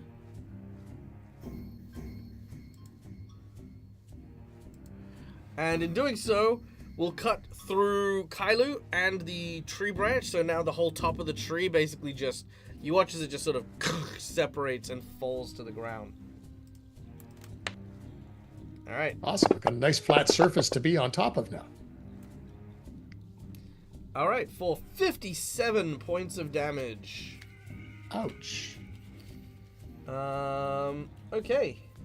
Now, in addition to this, you are now cursed with Blood Bird, which is the name of this thing, which is a 2d6 bleed, which needs you to make a first aid check and does not automatically heal when you heal. Ooh. So you are bleeding indefinitely. Great. That's no good. Okay. Give me a number between 1 to 5. 2, please. 1, 2. Okay.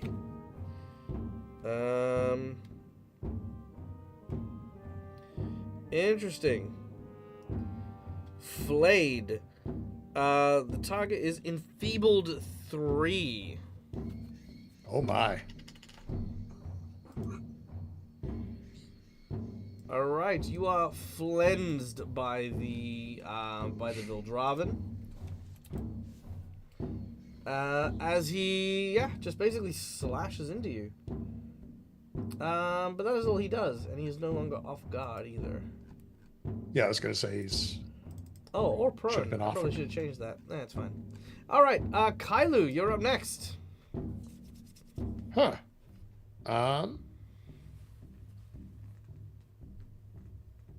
God, Oh, right, you need to make a acrobatics check or potentially fall to the ground. Good point. Yeah. Oh, one thing, Hmm. just as a heads, I have an armor rune that is major staunching. That won't help you.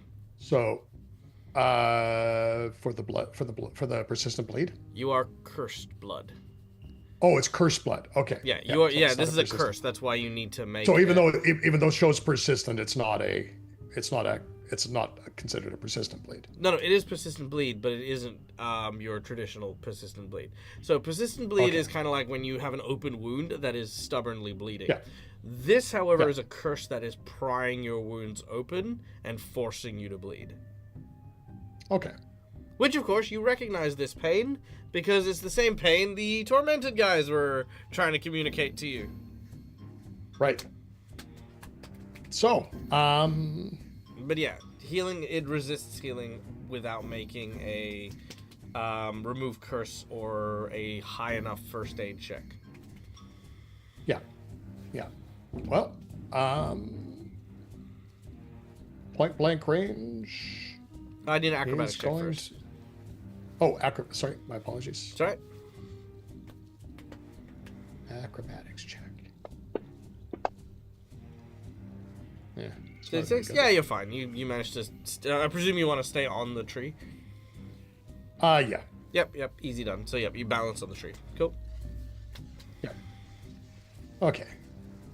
Well, I don't like being face to face with this guy, but we're going to take a shot at him before I run away. That is going to miss. But he's missing. He basically I want him to jump down, essentially move away. Hopefully he doesn't have. Alright, so He you're probably jumping does. off the tree? Yeah. I mean, it's essentially, yeah. No, you're either jumping Yeah. off a 15-foot drop. Yes. Well, so or yeah, you're climbing down. yeah. So I'm jumping away. I don't want to just drop straight down. I mean, I guess I could drop straight down and move, but the intent was to jump.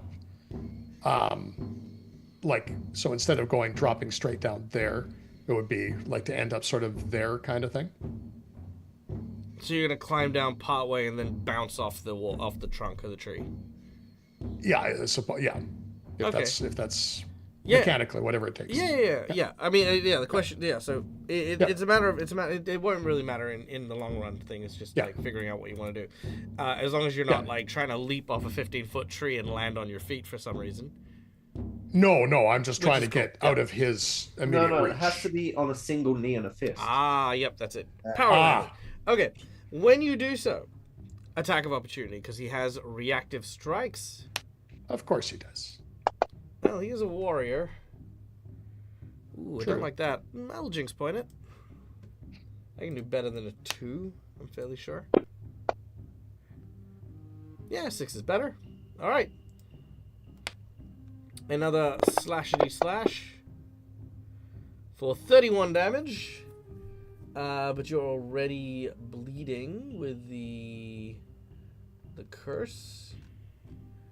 So I don't think that stacks, so you're good. Okay. Okay, and you jump down. Yeah, at your level you're fine. Unless do you have any ranks in athletics? I presume you do. Athletics, I think I am just trained. Yeah, that's fine. Acrobatics, I'm an expert. Athletics, yeah, it's fine. So yeah, you climb down and then you leap across to where you are. Yep. So that is your shot, your move action. You've got one more action. You know what? I like what Balsam. I like what Balsam did earlier. He's gonna pop a healing potion. Go, you pull out a healing potion. Let's go moderate. Okay. How do I do that? How much does a moderate deal? I don't know. Just a second. Let me go back and look at the inventory. 3d10 plus 10, I think. For moderate. 3d8 plus 10. 3d8, sorry. All right, 3d8. I can do that. So that will heal you a total of 21 hit points, which I have now done. But your bleeding is still in effect, meaning that when we end your turn, you take... oh, nice. The effect ends, but you take 10 points of damage. Okay. Is that how that works? Hold on. 1 second. Wasn't that 20, wasn't it? Well, that was that 20 yeah. though. I was like, no. The persistent bleed doesn't stop unless you make the heal check. So yeah, you will get that again. Yeah, it stays there until you make a medicine check, until you have the medicine check to fix it. oh, okay. So Okay. I should have probably done a medicine check then to myself. Well, no, the That's bleeding, stopping you like adding more health is probably just as good as stopping the bleeding at the moment, Okay. especially because you got hero points. All right, Balsam. Yeah. Gotta borrow a bit of your blood, Kyler.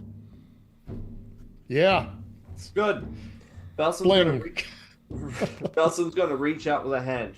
Mhm. And the blood that's pouring from Kyler is going to coalesce into that of a brain, which he's then going to shoot at the knight as he casts Warp Mind at the knight. Interesting. All right. If the knight becomes confused. So the knight has a will save, which succeeds. So with a success, the target spends the first action on its next turn with the confused condition. So he has the confused condition for one turn. For first action on its next turn. So its first action, it's going to be confused. Okay. And Done. then Bells will also drink another moderate potion. All right. So that is 3d8 plus 10, Please. which is 20. Have it. All right. Added it to you already. Gracias. All right. The Vildraven looks towards Balsam, looks towards you as you continue to cast spells. Balsam, Kylo, you look a little weak. But he thinks he can come back and get you. He's pretty sure he can come back and get you. So he is going to move and slash at Balsam.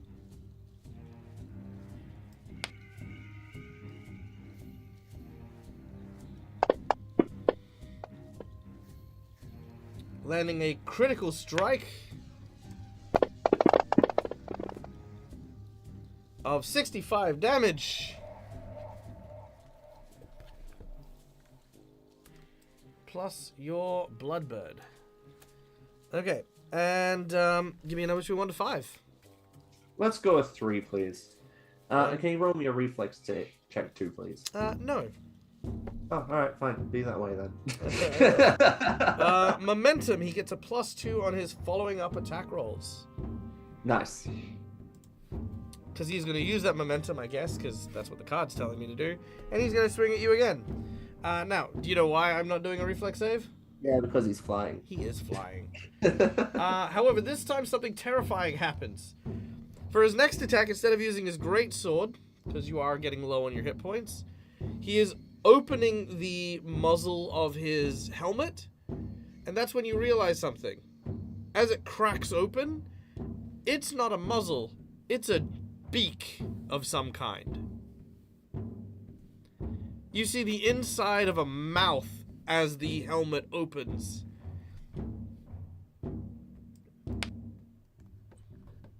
Damn. All right. And he's going to try and eat you for 33 damage. He didn't eat you. Was close, though. It was very close. Yeah, because he has a thing called Soul Eater when he hits you with a crit with those jaws. All right. He is done. Oh, right. I forgot the confusion. My apologies. Confusion, I need to make a... What's the confusion rules? He just needs to make like a will save or something, I think. Let's find out. There we go. Confused. Used as much in this system before, so. You don't have your wits about you. You're off guard. Don't treat anyone as allies. You use all your actions to strike. Oh yeah. So basically, it's you have to strike the person. You have to strike whoever, and then it's random. Yeah. So if it is random, that means I should roll between the two of you, which is fine. So No, I'm happy to keep the same result. I'm happy to be attacked. Yeah. Yeah, I mean, let's keep it the effect. So Yeah. fine. We'll go with.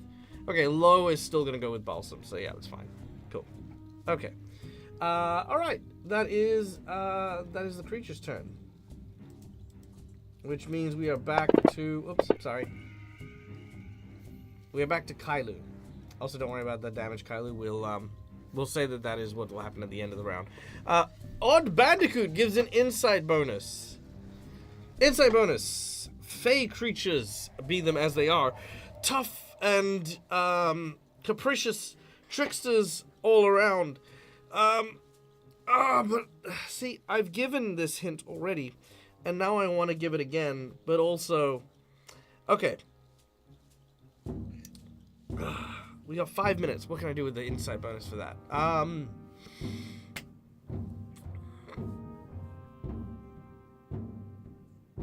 Okay. Here's my insight bonus. In Pathfinder, there's a thing known as delaying your action. To delay your action means to move in the initiative and go after someone. There is also another thing called a readied action, where in Pathfinder, at the cost of 1 action, you can select a contingent to happen and then activate an ability to meet or to represent that. So, for example, if Kailu, rather than attacking and potentially missing on multiple attack penalties, decides I'm going to make a first attack with my attack bonus, striking this individual, and I'm going to use my second action to ready an action to shoot him as he is going to hit Balsam. Balsam could then turn around and say, I'm going to use a readied action for when he tries to hit me to run away. Which means that as he goes to strike, Kailu hits him, distracts him enough that Balsam can move away without provoking an attack of opportunity. Readied actions can be used in sequence with one another and with communication in order to gain effects that have no saving throw, no AC bonuses, and no way for people to resist if they are used well and obviously in sequence, because the cost of using them is usually an extra action. In doing this, you are able to kite people, to move around the scene of battle in a very cinematic way. If you simply allow them to move and function in their full level, you might end up just like obviously being overpowered. In this particular case, you're not being overpowered. This guy is taking a ton of damage too, as well. But that would be my insight bonus for you guys here. You have one set of rounds. He is obviously right next to Balsam. You have hero points, but if you want to save on your hero points, you know, this is a particular way that you might be able to do so. All right. Kailu, you're up next. Yeah. Above the table. Yeah. Are Fae in Pathfinder sensitive to cold iron or silver? Unfortunately, Kailu did not get a knowledge check high enough to know that detail. Okay. So that's fine. He is going to. It's a weak cantrip, anyways. He is going to take a shot at Velderoven. All right, make your shot. That's what he does. That's a critical miss. May I hero point that? You please? may hero point it.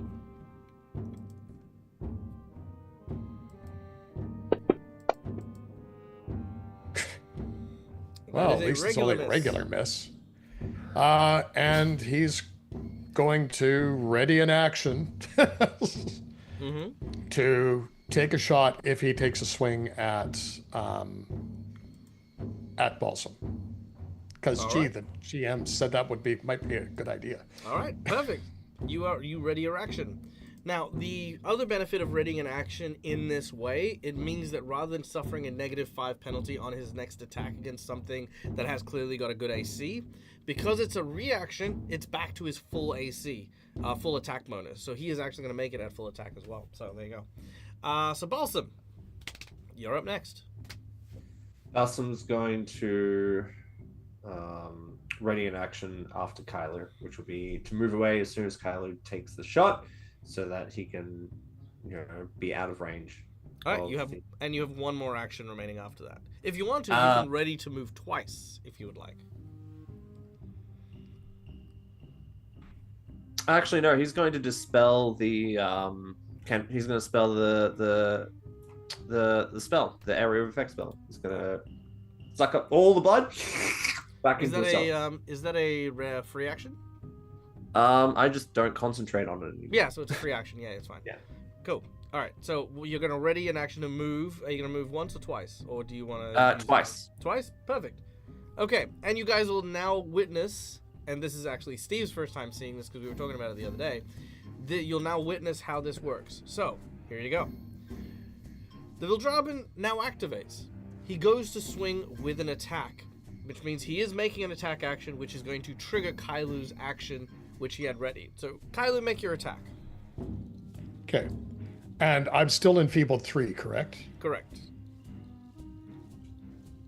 Okay. So, and I don't get my bonus for marked prey You do get your bonus for as Mark well. Oh, I do get my bonus. Prey. Yeah. Well, you're it's the making an same.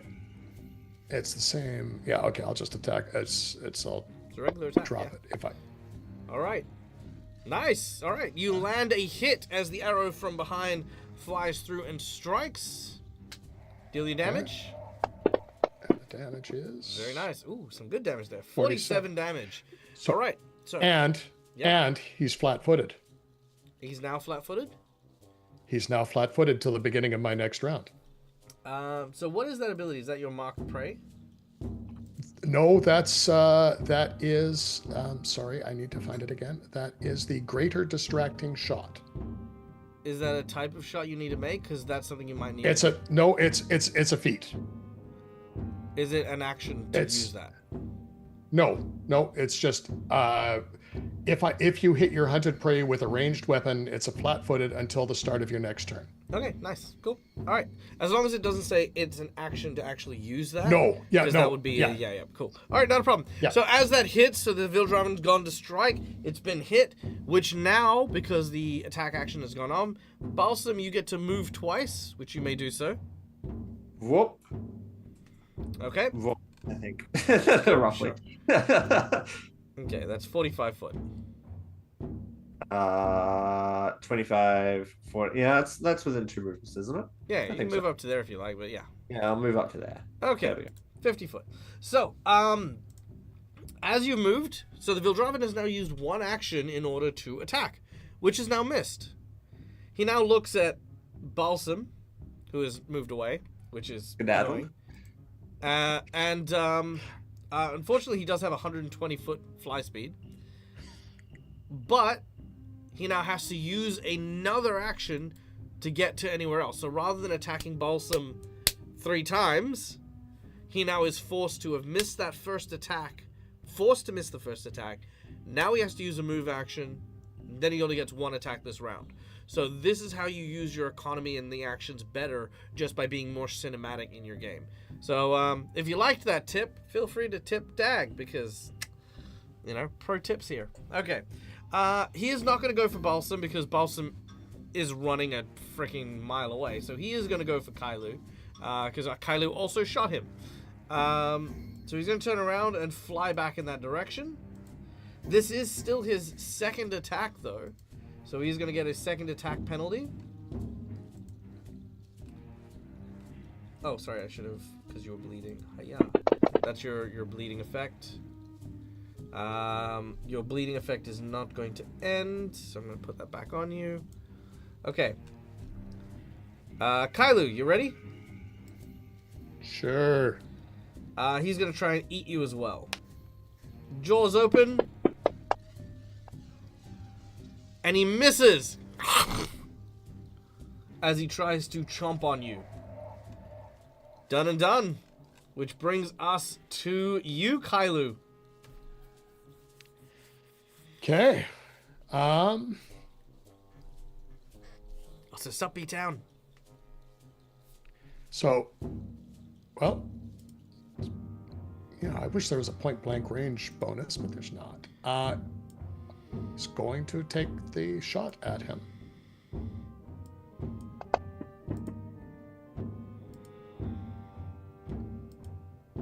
Miss. Oh, may I hear him point that?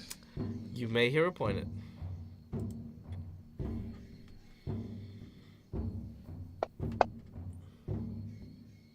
Ooh, still a miss on that first hit.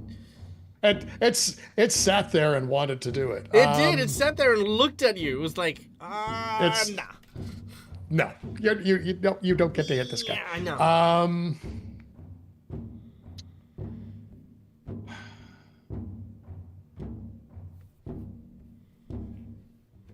Can I ready an action that if he tries to hit me, I run away?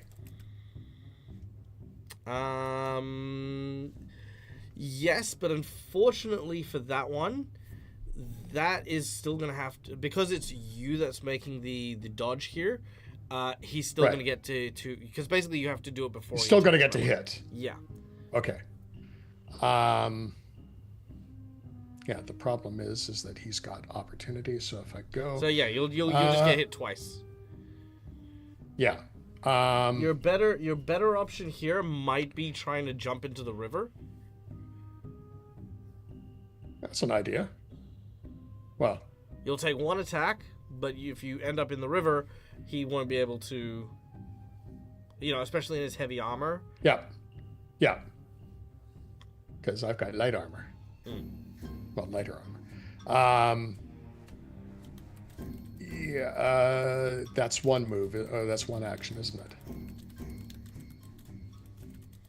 To do that, that would be one action to jump in the road. Okay, we're going to take a shot before I do that, just to see whether I'm going to cantrip needle darts at him. Nope, that's a 2-action thing. Then I couldn't move. So I'm going to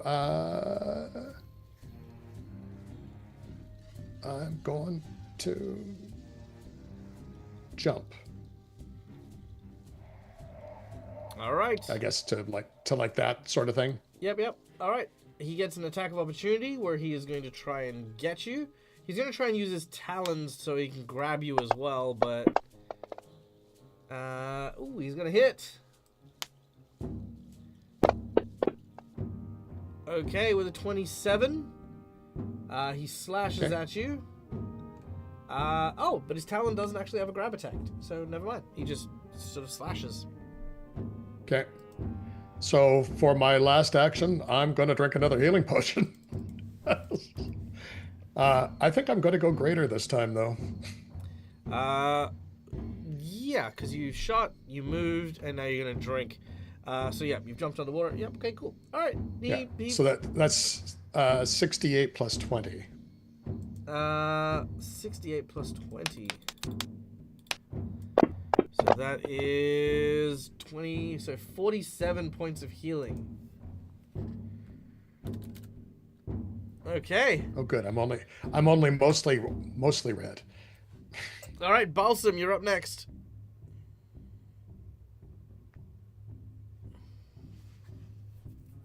All right, so this is going to determine what I'm going to do next. Dag, did you want to continue this game at another point when it's just Kylo and I? We can. Just depends on what you're doing this round, because I've got a couple of things planned.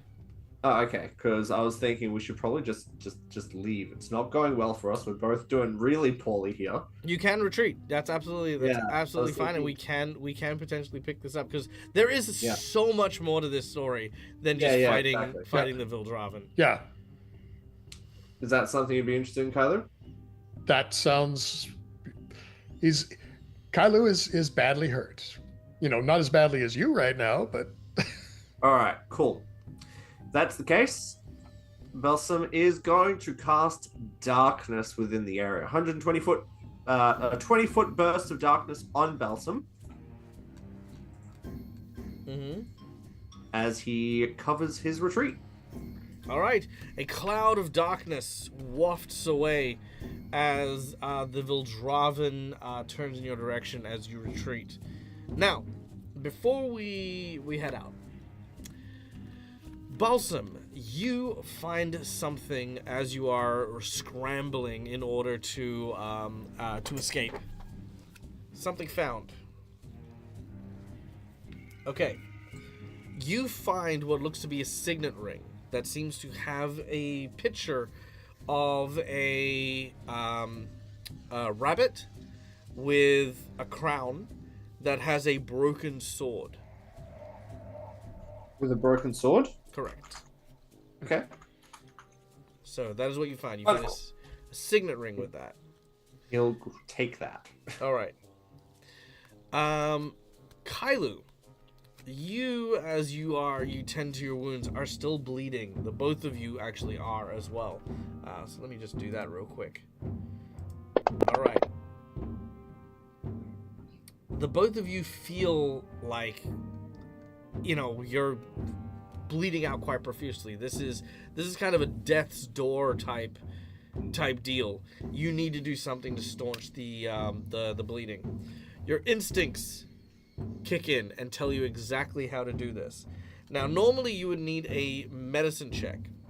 Both of you may try it if you would like, but I don't know if you guys can make it. So, can I get a medicine check from Kailu and Balsam real quick?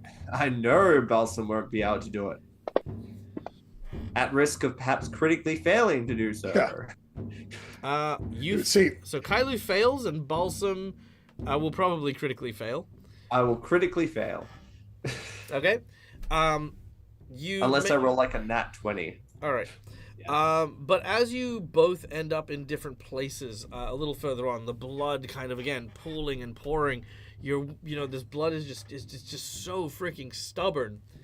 At this point in time, Kailu, you come across a small campsite with a bunch of fish that are kind of like placed around this fire roasting. You grab hold of one of the embers and you just sear that wound shut. You're going to take a little bit of damage and pass out here. And Balsam, as you bleed out as well, you actually collapse from your blood loss, from your anemia. As this happens, however, you awaken to what looks to be a very horrifying sight as you are surrounded by mosquitoes. Sturges, specifically. But there's something wrong, because these sturges are dead. And someone is using them as makeshift blood packs in order to fill you with more blood. This mysterious figure and what their intent is for Kylo and Balsam will come out next time when we return to this really cool special flashback episode. Part 1 of who knows how many. Yeah. All right. Which we may never come back to. I mean, we'll probably will. I mean, to be fair. Yeah, that's true. All right. Now, real quick, guys. First of all, how did you guys find that ready to action tip? That was... I was actually looking for an opportunity to use it tonight, and couldn't think of how to, because I'm definitely going to need it tomorrow night. Yeah, it is a difficult one, right? Like, you know what I mean? Like, it is very tricky because the rules are really difficult to note how these things exactly work. So as you said, when you made the attack in order to hit the Vildraven in the middle of the attack, you could do that to help protect Balsam, but you couldn't do that to help protect yourself. Right. With the ready action to move away. The reason being is your attack interrupted the attack, which is what gave that Makes opening. sense. Do you know what I mean? So that is a rule that's in the game. That's up to your game master to be able to figure those sort of things out. And I appreciate Odd Bandicoot giving us that insight bonus, because I know that when fights can be challenging and can be tricky, it definitely becomes a little harder to kind of manage and deal with stuff from a mechanical perspective. But honestly, it's one of the best ways I feel to handle things that are significantly bigger than you happen to be. Even as we noticed, like that one round, you went from him having 2-3 attacks to him only having one at a -5 penalty, which super awesome for putting the odds in your favor. Thank you, Odd Bandicoot, for that donation. Thank you to everyone for their donations and the like. Instinct. We had the Instinct card from earlier on. So Instinct is how Kailu is going to seal his wound. And something found is how Balsam is getting treated as well. So we have that coming into play. Hey, VC, good to see you, man. I hope you're doing well. Okay. I think we're good. I think we're done here for the day. Because late 'tis the hour, and we have done very, very well. Hope you guys had fun. Hope you guys enjoyed the story. What little there was. Yeah, it would, you know, I'm joking. It was Well, fun. if we weren't afraid to go over the bridge into the fog, then you know, we probably Oh would my have done god, I that. had so much stuff. I had like these really cute, quirky Fey characters. I had this That's like, okay. story We're gonna, of who the actual rabbits are and stuff, which I'm hoping that at the very least Matt has started to piece together who the rabbits might be. Good, excellent, wonderful. So hopefully if and when we get back to it, you'll get to see a whole bunch of like, you know, extra cool fun stuff. yeah, we'll get back to it because next time we're going to be sneakier. Yeah, that's fair. All right. Whoa. Belsum and stealth? No. I mean, we're not going to be quite so straight at the Hey, bad guy. you! Come over here! Whack! Oh no, he's strong! Run! It's so funny. All right, guys, we're gonna go raid Robert Hartley, but for now, however, thank you so much for listening. Thank you so much for watching. My name is Michael. I'm the Dead Aussie Gamer. This is my place. This is my face. You can find it here a number of times during the week. We'll be back later on tonight for Gatewalkers, so be sure to tune in for that. And again, don't forget to join our Discord, and if you haven't done so already, please go and check out the